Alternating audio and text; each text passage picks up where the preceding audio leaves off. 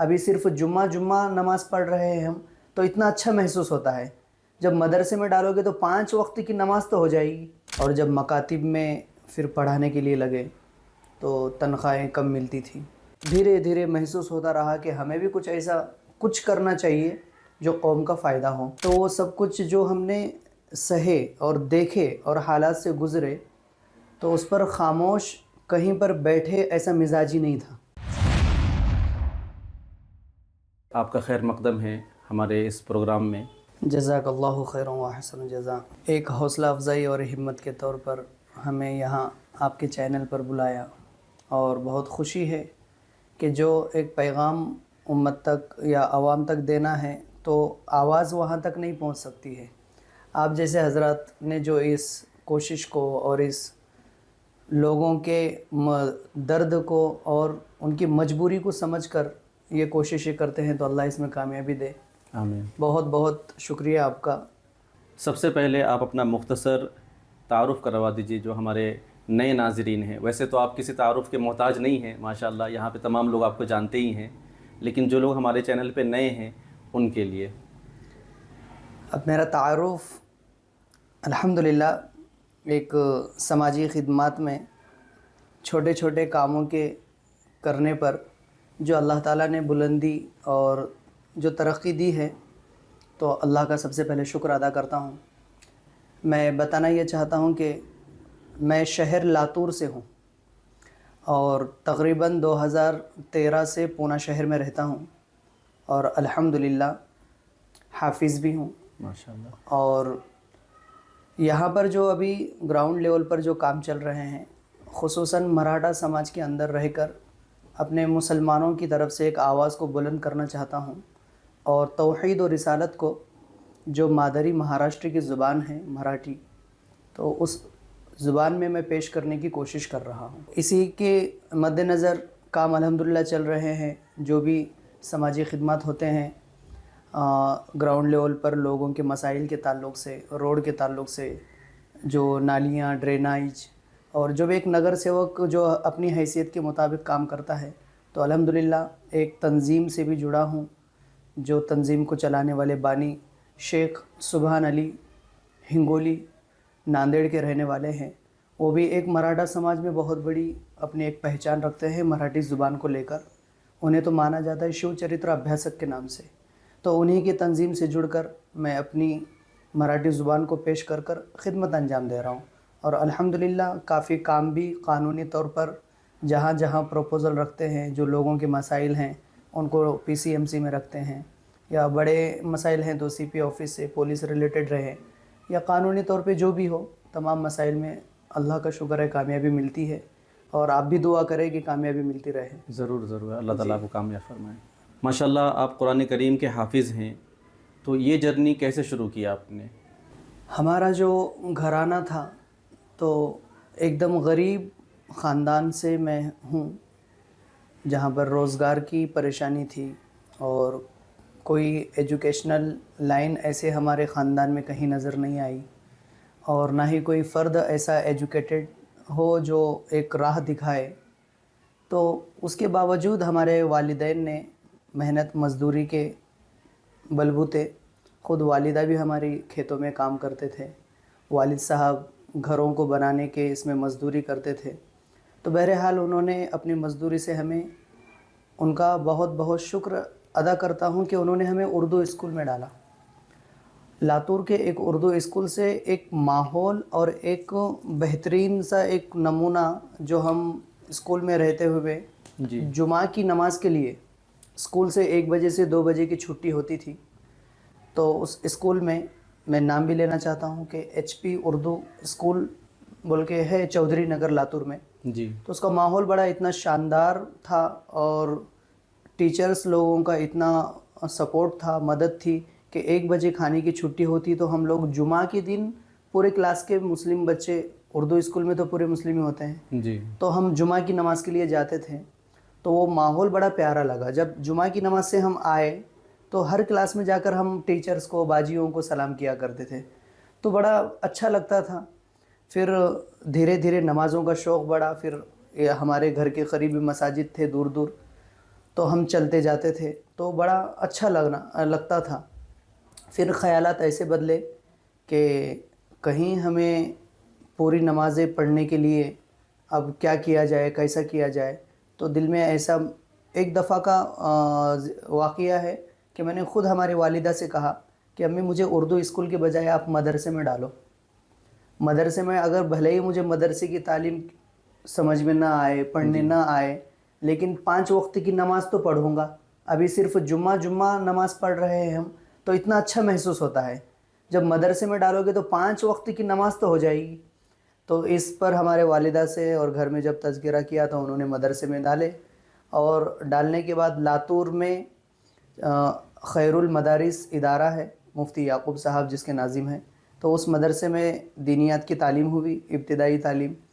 پھر حفظ کا دور ہمارا حضرت مولانا عبدالقوی صاحب جو شیخ الحدیث بھی ہے اور ادارہ اشرف العلوم ٹرسٹ کے ناظم بھی ہیں. تو ان کا ایک ادارہ ہے نارائن کھیڑ جو میدک ضلع میں تھا. جب تلنگانہ اسٹیٹ نہیں ہوا تھا تب آندھرا پردیش میں میدک ضلع میں یہ ان کا ادارہ ہے. تو وہاں حفظ مکمل ہوا اور عالمیت مکمل نہیں کر سکے. تو ایسا ایک حفظ کا دور رہا. پھر اس دوران حفظ جب مکمل ہوا تو والد صاحب کا بھی انتقال ہوا. تو پھر وہاں پہ آگے کی تعلیم بھی ہم مکمل نہیں کر پائے. قوم کی خدمت اور اصلاح کا جو پیشن ہے آپ کے دل میں ماشاءاللہ وہ قابل دید ہے. پوچھنا یہ چاہتا ہوں کہ یہ کب اور کیسے پیدا ہوا؟ جب ایک تعلیمی دور ہمارا ختم ہوا اور ختم ہونے کے بعد جب عوام میں ہم کام کرنے کے ارادے سے آئے تو سمجھ نہیں آتا تھا کہ کیا کریں. اور جب مکاتب میں پھر پڑھانے کے لیے لگے تو تنخواہیں کم ملتی تھیں. اور پھر مدارس میں بھی پڑھانا شروع کیا. حفظ بھی ہم نے 2 سال تقریباً مدرسے میں جہاں تعلیم ہوئی امداد العلوم میں وہیں حفظ کی کلاس بھی پڑھائے. لیکن جو حالات سے گزرے, جو عمر 17-18 سال جو عمر گزری, اس دور میں جو انگلش ورڈ میں اسٹرگل جو بولتے ہیں, جو تکلیفیں, جو آزمائشیں اور جو مقدر کا لکھا جو بھی تھا, تو وہ سب کچھ جو ہم نے سہے اور دیکھے اور حالات سے گزرے تو اس پر خاموش کہیں پر بیٹھے ایسا مزاج ہی نہیں تھا کہ کچھ نہ کچھ کرے. خود کے لیے کرنا تو دور, ہم کسی ایک کی مدد بھی نہیں کر پاتے تھے. اتنا ہمارے پاس آمدنی نہیں ہوتی تھی. جی. کبھی کوئی مجبور آئے تو کوئی مدد بھی کرتا تھا تو دل میں دیکھ کر افسوس ہوتا تھا کہ کاش کہ ہمارے پاس بھی کچھ ہوتا تو ہم بھی اس کی مدد کرتے, تو وہ دیکھ کر افسوس ہوتا تھا. تو پھر حالات بڑھتے بڑھتے ہر طبقے کے اندر جب دیکھا گیا کہ لوگوں کے اندر کچھ لوگ مدد کرتے ہیں اور لینے والے جو مدد ہیں وہ مانگتے بھی بڑے مجبوری میں ہیں. تو قوم کی خدمت کے لیے خود کو تیار کرنے کے لیے دھیرے دھیرے محسوس ہوتا رہا کہ ہمیں بھی کچھ ایسا کچھ کرنا چاہیے جو قوم کا فائدہ ہو. اور سب سے بڑی بات یہ ہوگی جب تھوڑا سا شعور آنے لگا اور تھوڑا سمجھنے لگا تو ہم نے دیکھا کہ لوگوں کے اندر نا اتفاقیاں بہت ہیں. وہ مدارس ہو یا مکاتب ہو یا اسکولس ہو یا کہیں پر بھی کوئی بھی ایک سنستھا ہو, سنگٹھن ہو, تنظیم ہو, جہاں کہیں بھی ایک گروپ ہوتا ہے جو ایک مل کر کام کرتا ہے, تو اسی گروپ کے اندر نا اتفاقیاں پائی گئی, جس کی وجہ سے ہم نے یہ ٹھان لیا ہے کہ اب تو ایسا کچھ ضرور کرنا چاہیے جس کی وجہ سے ہم اس قوم کو ایک جگہ جمع کر پائیں اور ان کے اندر اتفاق کی کوشش کی جائے. تو اس موضوع کو ہم نے لیا اور سیاسی میدان کو چنا اور تنظیموں سے بھی رابطہ کر کے ان کی ذمہ داریوں کو لینا شروع کیا. تو الحمدللہ ابھی بھی اس پر کام جاری ہے اور لوگوں کو جوڑنے کی اور لوگوں کے اندر کی نا اتفاقیوں کو ختم کرنے کی کوشش کی جا رہی ہے. تو یہ ہم نے ایسا خود کے زندگی سے اثر لے کر لوگوں کی خدمت کے لیے خود کو تیار کر رکھا ہے. ایک بہت ہی اہم سوال ہے حافظ صاحب, آج کے نوجوان اپنے مستقبل اور قوم کی بھلائی کے لیے واقعی تیار ہیں یا ابھی بہت کچھ انہیں سیکھنے کی ضرورت ہے؟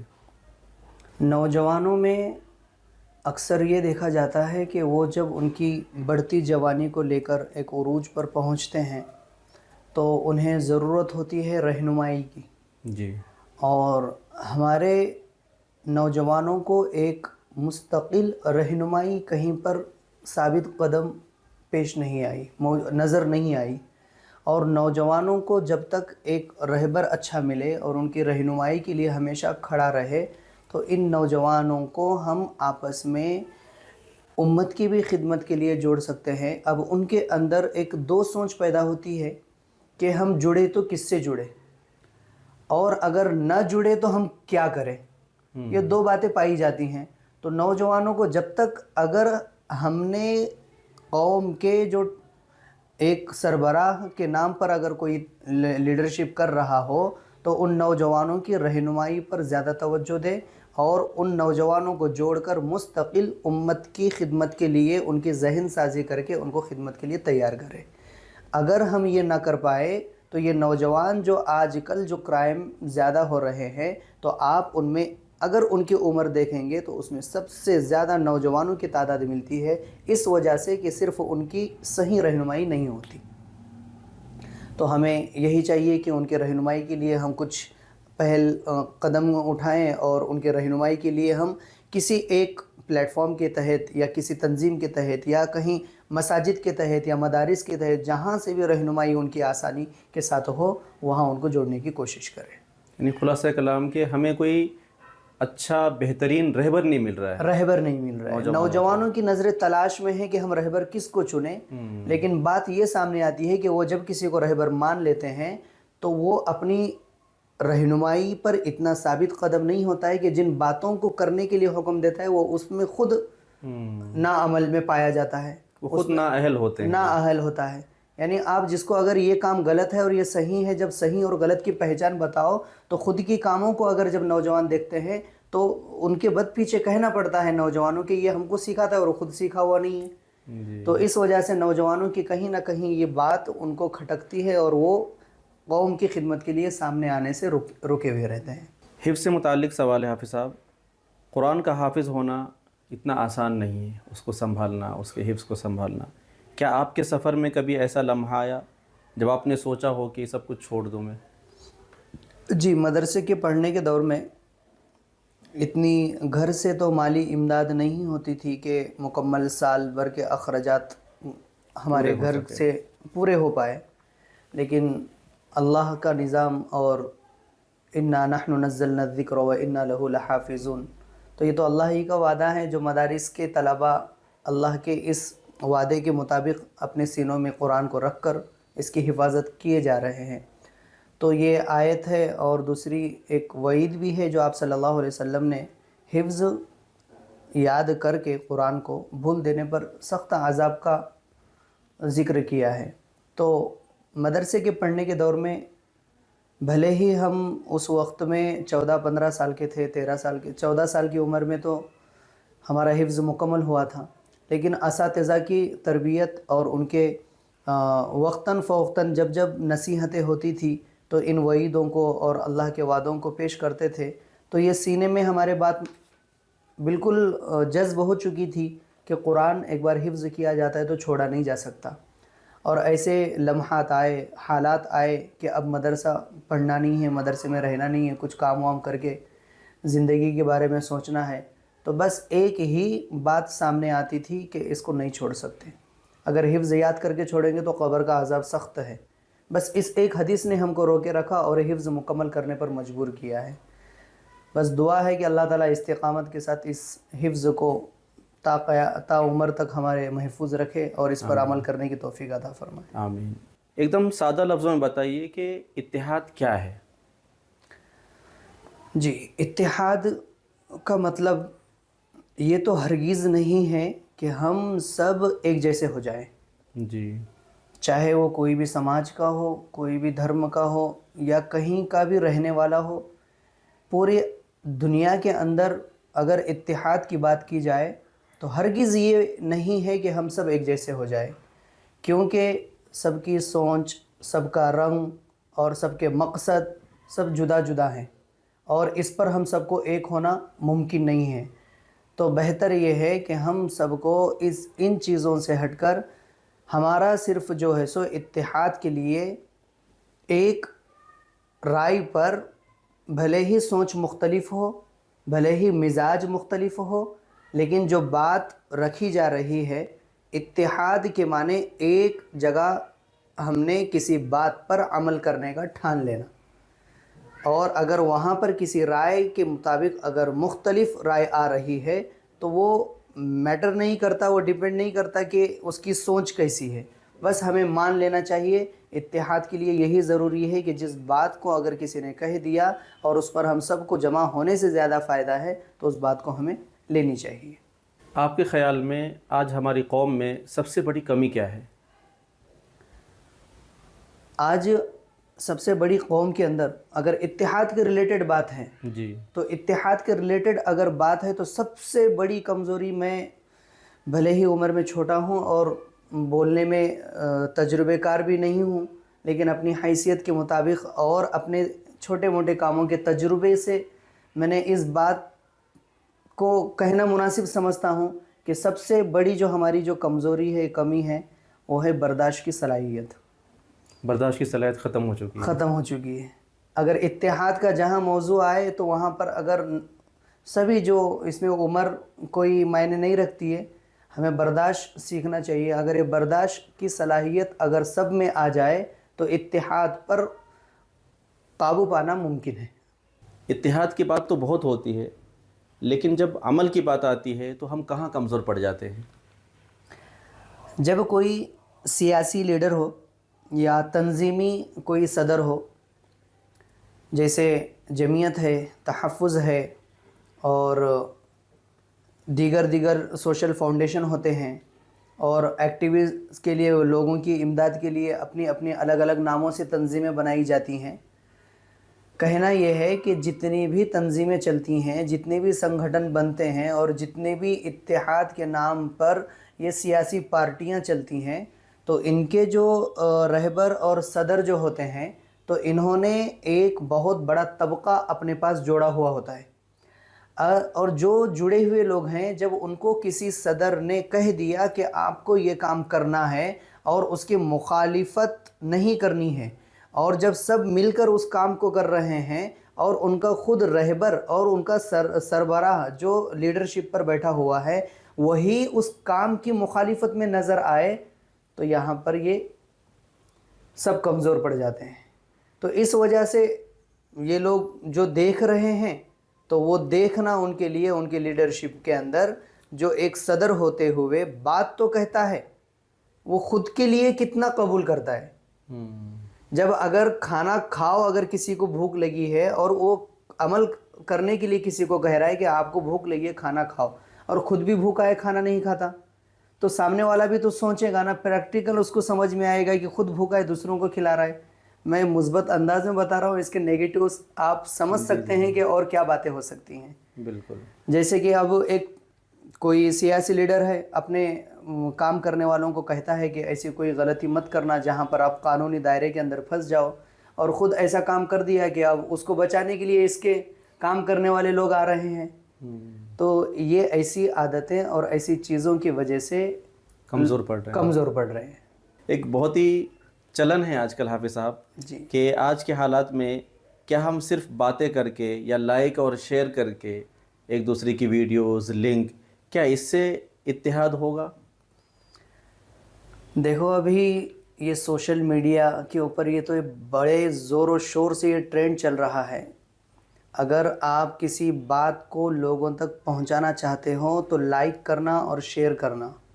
جتنے سوشل میڈیا چلاتے ہیں ان کو معلوم ہے، اگر میرا ایک پیج ہے، کوئی انسٹا پہ ہو یا فیس بک پہ ہو یا یوٹیوب پہ ہو، اگر مجھے کوئی لائک کر رہا ہے تو لائک کرنے والے کے جتنے فرینڈس ہیں ان تک وہ نوٹیفیکیشن جاتا ہے، اور اس سے پاپولیشن دیکھنے والا، اس پوسٹ کو سننے والا، یہ ساری چیزیں آتی ہیں۔ ایک بات سمجھ میں آتی ہے، یہ سوشل میڈیا سے ہماری بات کو پہنچانے کا کام تو بہت آسان ہوا ہے، جی، لیکن انسان کی سب سے بڑی سوچنے والی صفت کو ایک دیمک کی طرح کھانے والا بھی یہی سوشل میڈیا بن گیا ہوا ہے۔ صحیح بات ہے کہ انسان جب بات کرتا ہے، کچھ لکھتا ہے تو لکھنے کے پہلے سوچتا نہیں ہے اور اس کو بھیج دیتا ہے، اور جب کوئی چیز آئے اور اس کو پڑھتا ہے تو پڑھنے کے بعد اس کی تحقیق نہیں کرتا۔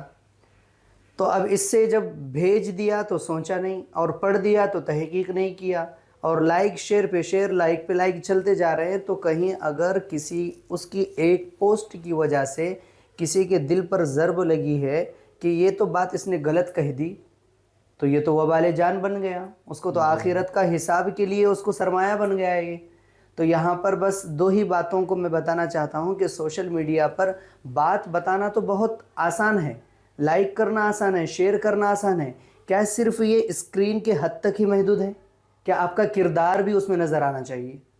تو یہاں پر یہ دو باتوں پہ غور کریں کہ اگر سوشل میڈیا آپ کے سامنے ہے اور اس کے بجائے کوئی ذرائع نہیں ہے آپ کو بات پہنچانے کے لیے، تو لکھنے کے پہلے آپ اس کو اچھے سے سوچو، اور اگر کوئی آپ تک پہنچے پوسٹ وغیرہ تو اس کو پڑھنے کے بعد اس کی تحقیق ضرور کر لیا کریں۔ جی، ایک بہت ہی اہم سوال ہے حافظ صاحب، اگر کسی کی رائے آپ سے مختلف ہو تو کب یہ نارمل سمجھا جائے اور کب یہ نقصان دہ ہو جاتا ہے؟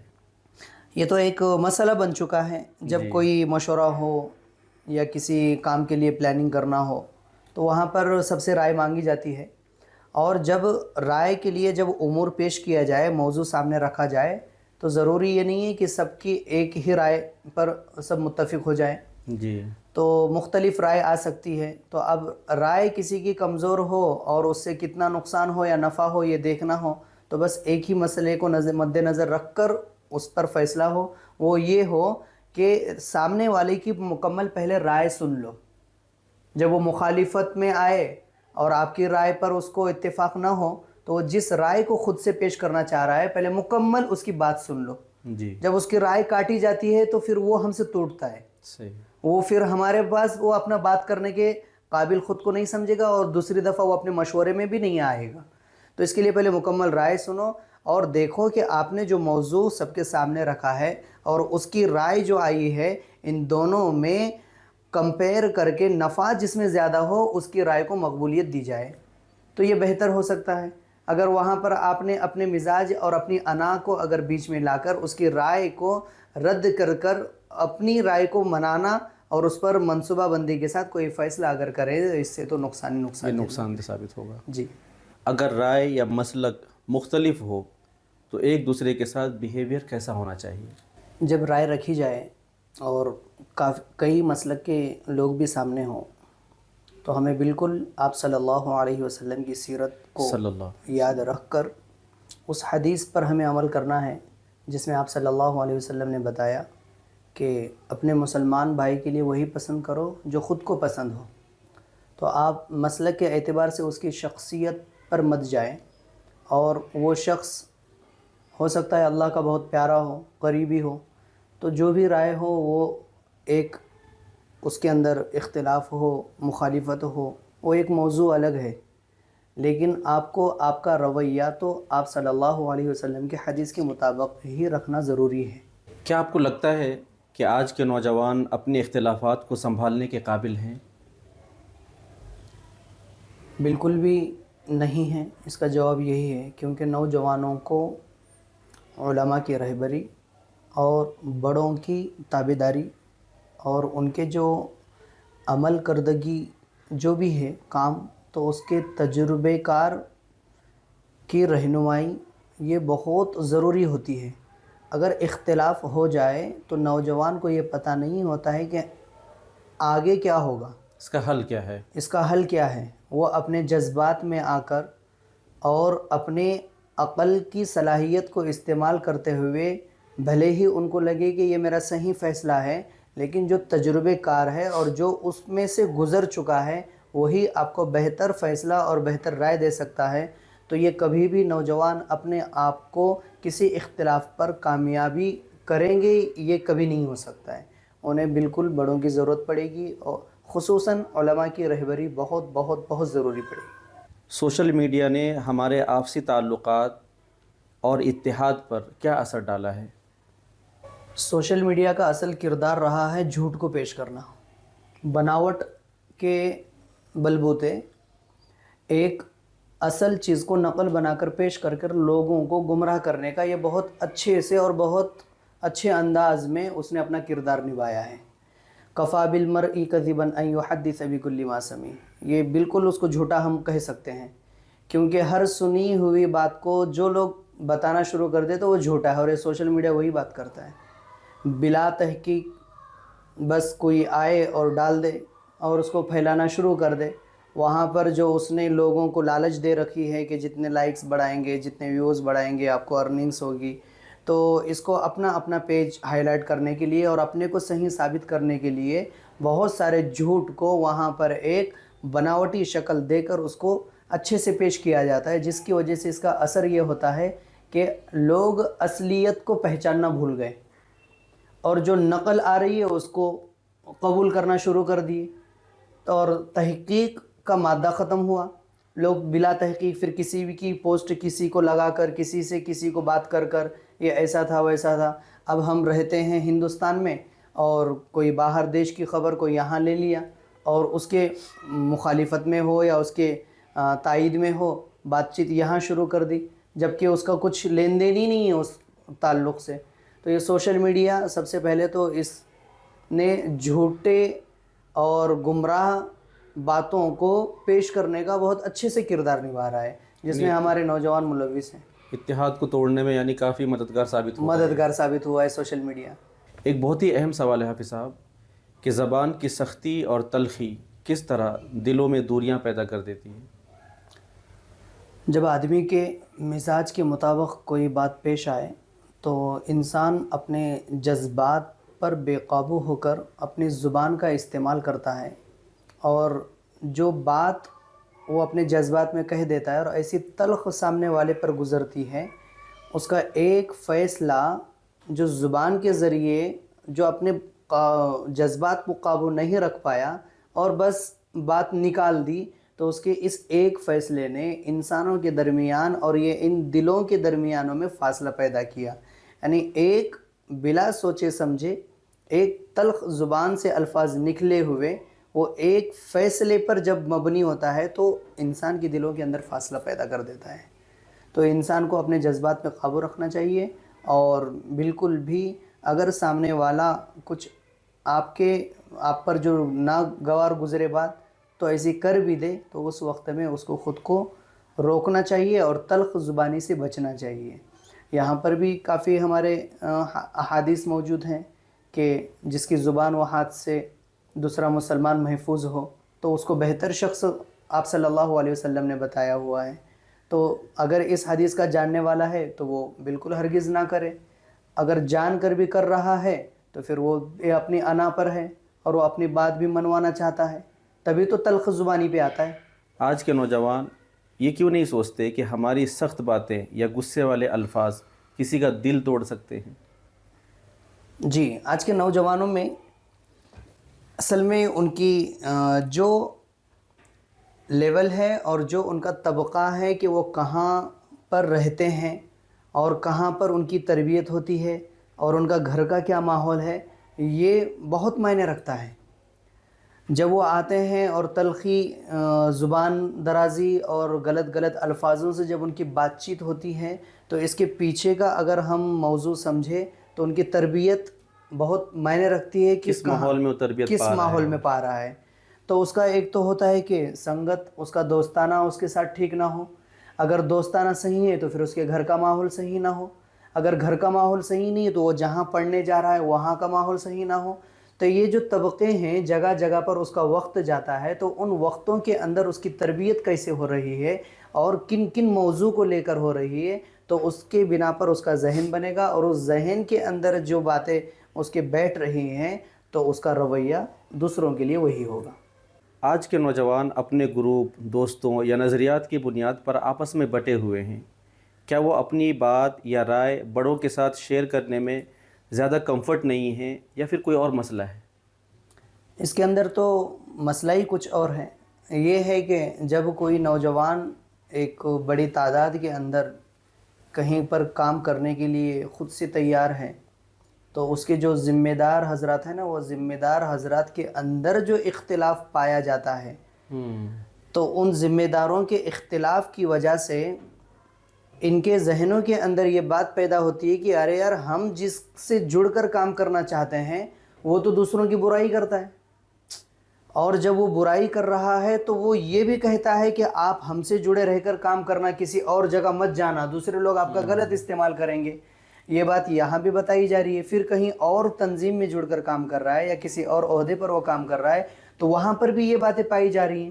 تو ان نوجوانوں کا استعمال کون غلط کر رہا ہے اور ان کے ذہنوں کے اندر برائی کون ڈال رہا ہے، تو اس کا ٹھیکہ ان ذمہ داروں نے لے رکھا ہے۔ یہ ذمہ دار چاہتا ہے کہ نوجوان ہم سے جڑ کر کام کرے اور کسی سے نہ جڑے، تو اصل میں تو ان کے دل پہلے تنگ ہیں ذمہ داروں کے۔ یہ ذمہ داروں نے اپنے دلوں کو بڑھا کر کشادگی کے ساتھ اپنے جو دوسرے تنظیموں کے جو رہبر ہیں، صدر ہیں، تو ان کے ساتھ آپسی اختلافات کو ختم کر کے وہاں پر اتحاد قائم کرے، تب جا کر آپس کے جو آپ سے جو نوجوان جڑے ہیں ان کے اندر اتحاد قائم ہوگا۔ ایک مثال دی جاتی ہے کہ اگر کوئی شخص ایک چھوٹی سی لکڑی لے اور اس کو توڑ دے تو بہت آسانی سے توڑے گا، لیکن وہی ایک لکڑی کی جگہ 10 لکڑیوں کو ایک ساتھ پکڑ کے توڑے تو وہ نہیں ٹوٹیں گی، اس وجہ کہ ان کے اندر اتحاد آیا۔ 1 سے 2 ملے، 2 سے 3 ملے، ایسے کر کے 10 کی تعداد ہوئی تو ان کے اندر ایک مضبوط اتحاد آیا، اب وہ کسی سے نہیں ٹوٹیں گے۔ تو ایسا اگر ہم ایک تنظیم ہے دوسری تنظیم کو نام رکھنے کے بجائے ان کی مخالفت کرنے کے بجائے اگر ان تنظیم کے صدر سے جب بڑے لوگ بات کریں تو آپس میں ایک ہو کر بات کریں، تو یہ نوجوان آپ کو دیکھ رہے ہیں کہ آپ ان سے کیا باتیں کر رہے ہو۔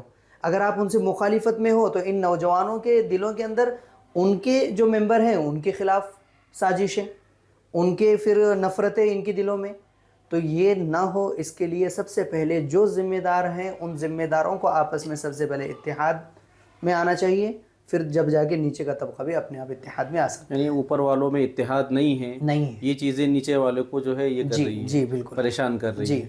نوجوان اگر واقعی اتحاد چاہتے ہوں تو سب سے پہلے انہیں کیا سیکھنا چاہیے؟ اس سے پہلے بھی بات کہہ چکا شاید میں، پھر بھی اگر نوجوانوں کو اتحاد کی شروعات کرنی ہے تو اس کے اندر 3 باتیں ہیں۔ سب سے پہلے تو ان کو گھر سے اپنے اتحاد شروع کرے، اور دوسرا اپنا غصہ کم کرے اور برداشت کی صلاحیت کو پیدا کرے، اور تیسری بات اپنا رویہ سب سے بہتر رکھے۔ ماشاءاللہ۔ ان تینوں باتوں میں اگر عمل کریں گے تو ان کی ایک اپنی ذات سے اتحاد شروع ہوگا۔ گھر کے معاملات میں اپنے بڑوں کی عزت کرے، بڑوں کی قدر کرے اور چھوٹوں پر شفقت کریں، اور جب وہ باہر آئیں اور باہر کے جب حالات وغیرہ دیکھیں تو کہیں ایسا نہیں ہو سکتا کہ آپ کے باہر کے جو حالات ہیں آپ کے مزاج کے مطابق ہوں، خلاف بھی ہو سکتے ہیں، راستہ چلتے کسی سے بحث ہو سکتی ہے، کسی سے گالی گلوج ہو سکتی ہے، تو اس وقت میں خود پر کنٹرول کر کے اپنے نفس کو قابو میں کر کر اپنے غصے کو جذب کرنا چاہیے۔ اور جو رویہ جو ہے نا، سب سے آپس میں وہاں پہ کوئی ذات بھید نہ دیکھتے ہوئے کہ کس ذات کا ہے، کون سے سماج کا ہے، کس مذہب سے تعلق رکھتا ہے، اس کو نہ دیکھتے ہوئے رویے کو اپنے ٹھیک رکھے اور اپنی سخت کلامی کے بجائے نرم گفتگو کرے، تو انشاءاللہ اتحاد یہیں سے شروع، اپنی ذات سے شروع ہوگا۔ آج کے نوجوان اکثر اپنی کمیونٹی کے بجائے اپنے گروپ یا فیشن کو زیادہ اہمیت دیتے ہیں، تو کیا یہ خود غرضی ہے یا پھر سسٹم کی کمی ہے؟ یہاں پر اصل میں دیکھا جائے تو ان کے لیے تربیت کی ہی کمی ہے۔ جہاں تربیت ہی ڈھنگ کی نہ ہو، ایک بچہ جب اپنے گھر کے اندر ابتدائی تربیت پاتا ہے تو وہاں بھلے ہی ٹھیک ہو تو آنے والا اس کا جو لڑکپن ہوتا ہے وہاں بگڑ جاتا ہے، اور کچھ اس کے خلاف بھی ہو جاتا ہے کہ گھر پہ اچھی تربیت ملنے کے بعد باہر بگڑتے ہیں، اور باہر اگر گھر کی تربیت خراب ہو تو باہر بھی سدھر جاتے ہیں دوستوں کی وجہ سے۔ کچھ دوست خلوص والے بھی ہوتے ہیں، نیک دل بھی ہوتے ہیں، تو ان کی جو ہے نا باہر عوام کے اندر آنے پر ایک اپنی اپنی شخصیت کو پیش کرنے کی جو دماغ کے اندر ایک سوچ پیدا ہوتی ہے، اور خود کو اچھا ثابت کرنے کے لیے جو انانیت پہ اترتے ہیں اور جو کمپٹیشن لگا رہتا ہے کہ میں تجھ سے بڑا، میں تجھ سے اچھا اور میں تجھ سے بہتر، تو اس کے اندر وہ لوگ کہیں نہ کہیں کمزور ثابت ہوتے ہیں اور نقصان پاتے ہیں۔ بہت ہی اہم سوال ہے حافظ صاحب کہ مسجد اور مدرسہ عملی طور پر اتحاد پیدا کرنے میں کیا رول ادا کر سکتے ہیں؟ بہت اچھا سوال کیا آپ نے کہ آپ کے ذریعے ایک ناچیز کچھ تو اس پر بات کر پائے، کیونکہ مدارس اور مساجد اگر سماج میں دیکھا جائے تو اس کو زیادہ اہمیت نہیں دیتے، کیونکہ ہم جس فیلڈ میں کام کر رہے ہیں تو مکاتب میں الحمدللہ ایک خود مختار مکتب ہے، کوئی اس کی کمیٹی نہیں ہے، بڑوں کی نگرانی میں اللہ والوں کے مشورے سے چلاتے ہیں۔ تو ہمیں دیکھنے میں یہ آتا ہے کہ جس طریقے سے اسکولز اور مکتب، مساجد، مدارس کے ریلیٹڈ جو لوگوں کا نظریہ ہے، تو اس میں ہم مدارس کو کم درجہ دیتے ہیں، مساجد کو بھی کم درجہ دیتے ہیں، مکاتب کو بھی کم درجہ دیتے ہیں، اور وہی عصری تعلیم کی بات آئے تو لوگوں کے اندر درجات بہت بلند ہیں۔ جی تو آپ کا سوال یہ تھا کہ مساجد اور مدارس کا عملی طور پر اتحاد کے لیے کیا کردار ہے؟ تو میں بتانا یہ چاہتا ہوں سب کو کہ آپ دنیا کی عصری تعلیم کو جتنی چاہے اہمیت دیں، لیکن یہ مساجد اور مدارس کا جو رول یہ ادا کر رہے ہیں، مساجد کا سب سے پہلے ایک اہم کردار یہ ہے کہ لوگوں کے اندر کی نا اتفاقیوں کو ختم کر کے وہ آپس میں دلوں کو ملانے والا کام کرتے ہیں۔ ایک جگہ پر جمع ہو کر کوئی بھی بڑی پوسٹ والا ہو، کوئی گریجویٹ ہو، کوئی پائلٹ ہو، کوئی پولیس آفیسر ہو، کسی بھی عہدے پر فائز ہو، لیکن یہاں پر ایک مسجد کے اندر نماز پڑھنے میں ایک امام کے پیچھے جب آپ رکعت باندھ کر نماز پڑھتے ہو تو وہاں پر یہ احساس دلاتا ہے کہ ہم سب ایک جیسے ہیں، ایک برابر ہیں، ہم سب انسان ہیں۔ یہ بہت اہم پیغام وہ مساجد سے جاتا ہے، اور دلوں کو ملانے والا۔ اگر ایک بھکاری بھی ہو اور وہ نماز پڑھتا ہے تو وہ اپنے پھٹے ہوئے کپڑوں کے اندر نماز پڑھے گا، اور ایک بہت امیر شخص ہو جو اچھے سوٹ پینٹ میں آیا ہو تو اس کے بازو میں نماز پڑھتا ہے۔ تو یہاں پر یہ آپس میں دونوں کے دلوں کو ملانے والا کام اس مسجد نے کیا ہے۔ اب مدارس والے کام کہ ان کی زندگی کے اندر ایک اپنی اہم کردار کی سرگردگی کی یہ نرسری ہے کہ انسان کے کردار کو ایک نمونے کے طور پر اچھے بنانے کو یہ پیش کرتا ہے۔ یہاں پر اس کو اخلاق سکھاتا ہے، یہاں پر اس کو اچھا انسان بننا سکھاتا ہے، یہاں پر اس کو خود مختار زندگی گزارنا، کسی کے بغیر غلامی کی یہ سکھاتا ہے، اور یہاں پر اس کو ایک متحد ہو کر قوم کی خدمت کے لیے ایک بہتر ثابت ہونے کا، ایک پلے بوائے بنانے کا کام کرتا ہے۔ اب لوگوں کے اندر، کئی غیر مذہبی لوگوں کے اندر یہ بات پائی جاتی ہے کہ مدرسوں کے اندر جہادی بنایا جاتا ہے، آتنکوادی بنایا جاتا ہے۔ تو میں ان سب کو یہ کہنا چاہتا ہوں کہ وہ مدارس کے اندر باضابطہ آپ وزٹ کریں اور مدرسوں کی بچوں کی تعلیم کا ویریفیکیشن کریں کہ وہ پڑھتے کیا ہیں اور پڑھانے والے کیا پڑھا رہے ہیں، اور وہاں پر بچہ جب آنے کے بعد جب داخلہ ہوا تب کیا تھا اور جب فارغ ہوا تب کیا تھا۔ تو یہ باتوں کو سارے غور سے پڑھیں، ویریفیکیشن کریں، اس کے بعد اپنی زبان کو لوگوں کے سامنے رکھیں۔ تو یہ بہت بڑا اہم کردار یہ مساجد اور مدارس کے ایک اچھا انسان بنانے کا کام مساجد کرتے ہیں، اور مدارس ٹوٹے ہوئے دلوں کو اور نا اتفاقیوں کے باوجود آپس میں دو دلوں کو، مطلب کئی دلوں کو ایک ساتھ جوڑنے کا کام کرتی ہیں۔ اکثر دیکھا جاتا ہے کہ جب دو لوگوں میں اختلاف یا جھگڑا ہو جاتا ہے تو باقی لوگ خاموش تماشا دیکھتے ہیں۔ ایسے میں کیا بہتر ہے، خاموش رہنا یا سمجھداری اور صبر کے ساتھ اپنی بات بیان کرنا؟ جب دیکھو عوام کے اندر جھگڑے اگر ہو، ظاہر سی بات ہے کہ انسان جب کام کرتا ہے یا کچھ غلط ہوتا ہے تو کوئی برداشت کر لیتا ہے، کوئی برداشت نہیں کرتا ہے، تو کبھی کبھی کیا ہوتا ہے جھگڑے کا موضوع بن جاتا ہے، اور کافی جھگڑا بڑے پیمانے پہ بھی جاتا ہے۔ تو وہاں پر کبھی کبھی جواب دینا بھی ضروری ہوتا ہے۔ موضوع جو ہے اس کے اوپر وہ معنی رکھتا ہے کہ ہوا کیا ہے اور کرنا کیا چاہیے۔ اگر کوئی ظالم اگر ظلم کر رہا ہے تو دیکھنے والوں کو اس ظلم سہنے والے کے تائید میں ٹھہرنا چاہیے۔ تو وقت ڈیپینڈ کرے گا کہ کیا کرنا چاہیے، تماشائی بننا چاہیے کہ اس کی مدد کرنا چاہیے۔ تو یہاں پر دونوں باتیں ہیں کہ وقت جس حالات پر مبنی ہوں اس حالات کے مطابق آپ کو اپنا کردار نبھانا ہے، کہ کبھی مخالفت بھی کی جائے اور کبھی خاموش بھی رہا جائے۔ تو یہ دونوں باتیں ہیں، تو وہ تو ڈیپینڈ کرے گا۔ اگر ظالم ہے تو ظلم سہنے والے کو مدد کرو اور ظالم کو ظلم کرنے سے روکو۔